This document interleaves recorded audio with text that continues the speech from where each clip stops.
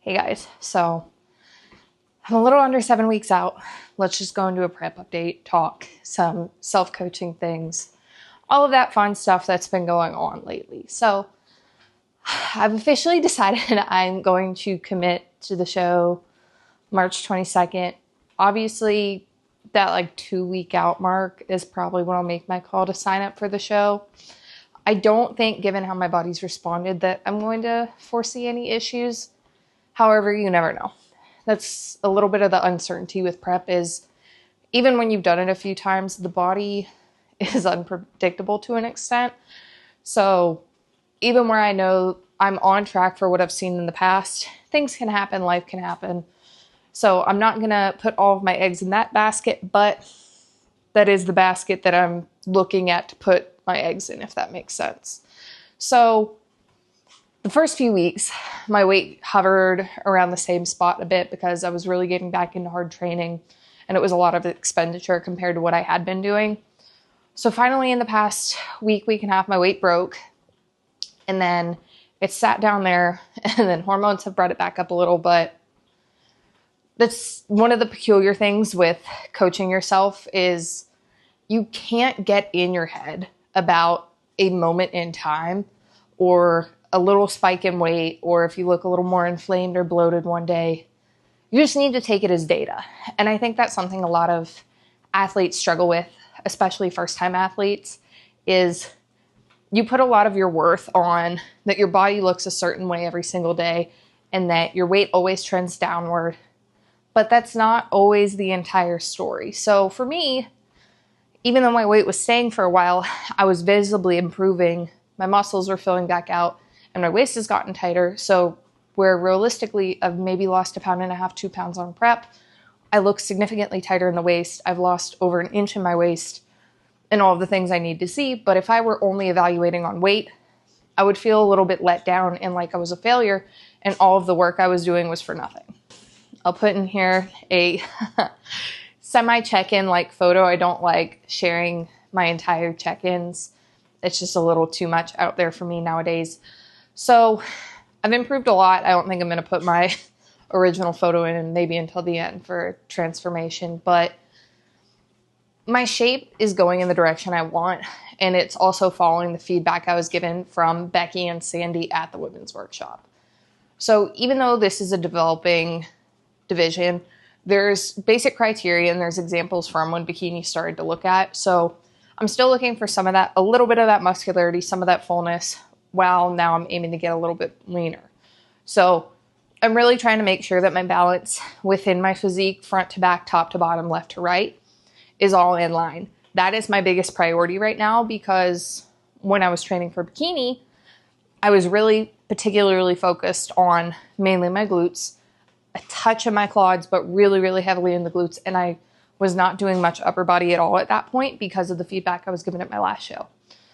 So restructuring my training to make sure everything's in balance and no part is too overwhelming and that my specific area, my back, which grows quickly and can overtake my whole shape, that I really make sure that that stays in line and I reduce my training on my back, specifically my lats, so that when I'm in that front pose, it's easy for me to open up, and I'm trying to make sure that in my posing practices I don't open up. But it's not that I want to atrophy that muscle because I need it for my shoulders. I want to just make sure, okay, maybe we don't have that fullness there, reduce training some, just so that we keep all of the pieces and parts in line so that it creates a nice, balanced, well-rounded physique for the Fit Model division according to the criteria. So the question I probably get the most from my friends and my clients is, how do I coach myself? How do I look at my body and not freak out? And like I said, with the weight, it is a hard balance. I want to start there. I've been watching bodybuilding since 2017 and participating in it since 2018. My first coach and I were decent friends at that time. And so I helped him understand the look we were going for and the level of leanness. And I had a bit of input there. Not in a way to make it easier, but in the guidance of, I don't think conditioning there is there. Going back and forth and having a collaborative impact. Through my time in bodybuilding, I've gotten nerdy and I've done a lot of research into the basic physiology and nutrition and things like that. That being said, I have no desire to coach anyone in their diet and training, period. I never have, I never will. This is not me preparing to coach people in the future. If I wanted to go that route, I already would have started going down it. I've coached myself in the past. My 2021 prep, I was self-coached. And again, if this was the path I wanted to go, I would have. I have no desire to. I love being a posing coach. I find that I can be more impactful that way, and there's not the stress and the strain that there may be in a diet and training coach perspective. And it just, that type of coaching relationship is not for me, nor do I ever plan to go that way. Now, with that being said, I get a lot of satisfaction from seeing the changes and getting into the science and figuring out what to do with my body and understanding the feedback that I get day in and day out on how to adjust my diet, adjust my training, adjust my output, make sure my sleep and everything is on point to get the result I want. With this, part of it is understanding, for me, fatigue. That is the biggest thing that I have to manage throughout, because if my fatigue gets too high too early, my body may fight me. And a lot of times for me, it's keeping my output in line with my food intake. I can push cardio a lot easier and have my body not get stringy or worn down before dropping food. So going into that, what I'm currently doing and what my recent changes were. So about a week and a half ago, I upped my cardio to 6 days a week just to get more output, didn't touch my food. I saw a little bit of a change, but what I was looking for then was how my body felt with more cardio in. Was I able to keep up with the feeling in my legs, the feeling in my body, being able to work, or did I need more time before I was able to push harder? There comes a time you're going to have to push. It's going to get a little bit uncomfortable in a prep, but it's understanding the feedback that your body gives at that time, or if it needs more time to adjust. And I think for a lot of people, especially in bikini, where you do need to get leaner, having extra weeks, especially as a first-time competitor, is extremely beneficial. Because when you've never gotten that lean or done that much cardio on lower food, it is a learning experience. There's a big learning curve to adapting to that physique while maintaining your personal life. So for me, I was checking, how is my body responding to it? How is this going to go? Can I push harder right now?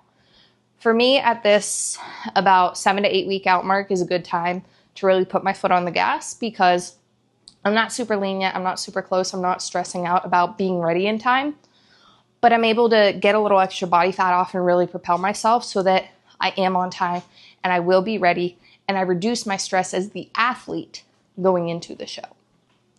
So once I increased my cardio, I watched it for a few days. Right now I'm checking in formally, semi-formally, twice a week. I do take pictures on Wednesday. I don't write down my measurements. I'll sometimes check my waist just in case, my waist and my hips. Formally do my check-in Saturdays, where I take all of my measurements and write everything out, and adjust it as need be. So at the women's workshop was when I bumped my cardio up. And then about Wednesday, good results from there. Even after the traveling, fatigue really didn't change much. So I decided at that time I was going to increase cardio on my rest days, drop food on rest days, but in exchange for that, I was going to remove any cardio I had on my full leg day of the week.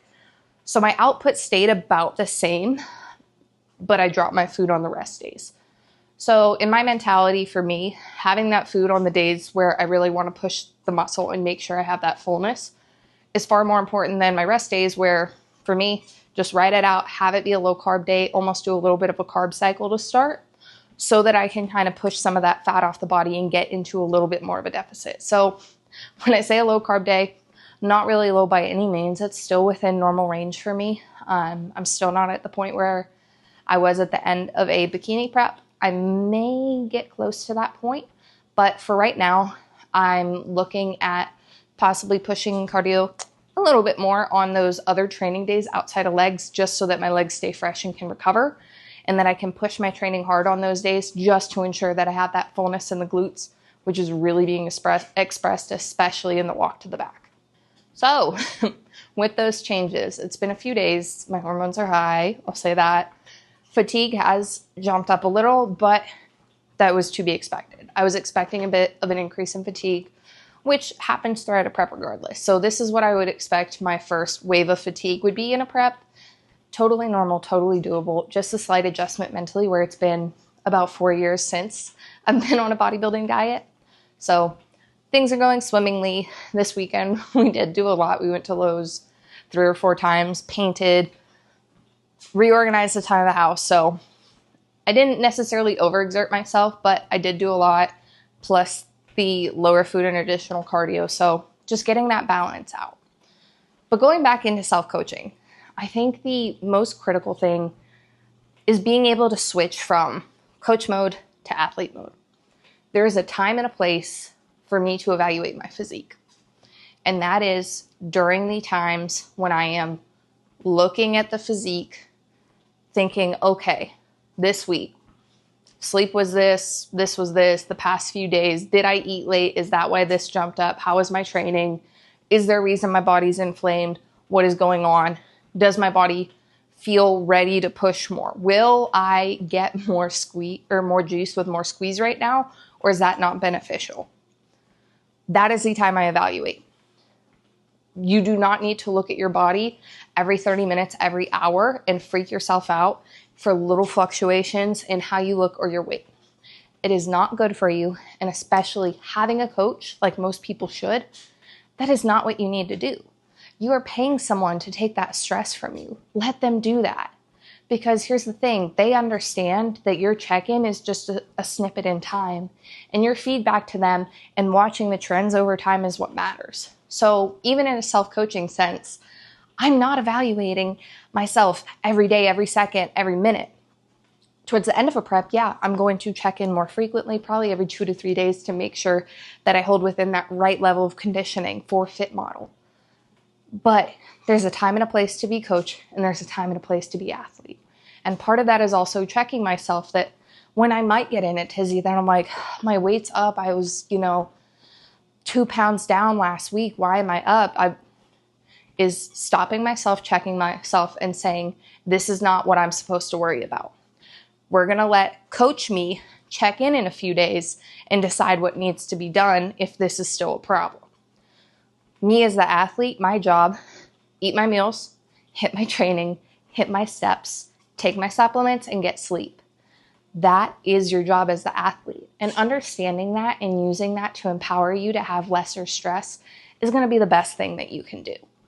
Now, you do need to be educated enough that if your plan is a little way out there and dangerous, to advocate for yourself. But part of it is understanding you don't need to stress yourself out, and that's not beneficial in the end. So making sure that you find a healthy balance between being invested in your prep versus getting way in your head and creating problems that a coach doesn't see are there. Let your coach manage you. They will get you there. As long as you've picked someone that's reputable, that you can trust, and that you two are aligned in what the goal is and overall how to get there, that is what matters. And that's what's going to help you the most. So in a brief wrap up, I'm starting to kick prep up a little. Just a little insight into me as a self-coach person versus the athlete me. With that also, where I do my own posing, I evaluate my posing a little differently than my diet coaching. When I'm doing posing practices, I evaluate it as I do, like with my girls as a posing coach. Whole different thing. That could be a whole other video on its own. But the key is to find a balance where you can evaluate the body for what it is at the time that it is, the posing for the posing, not for, oh, there's a little bit here, there's a little bit here I need to lose. That's not what looking at the posing is about until you're at the end. The last few weeks are where you might make tweaks to hide those things a little. But the posing in general, you should be looking at the overall shape, the flow, the composition, and how everything works together versus nitpicking. So finding that balance between athlete, making sure you check the boxes, but still having accountability and making sure that you're performing your exercises and your posing in the way that you need.